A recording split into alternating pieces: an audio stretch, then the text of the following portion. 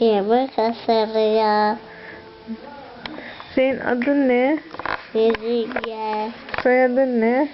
Osmanoğlu. Nerelisin sen? Aslıyor. Nerede oturuyorsun? Beykat atıyor. Senin babanın adı ne? Ay. Ya.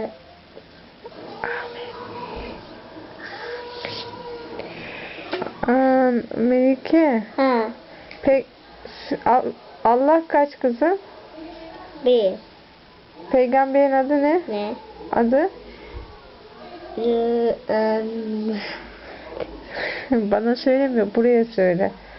Ondan sonra kitabın adı ne? Kitabın adı ne? Hadi bak seni bekliyoruz. Güzel.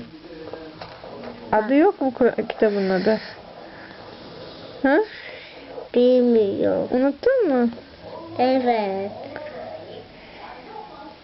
Göster onu şimdi. Teklifini göster.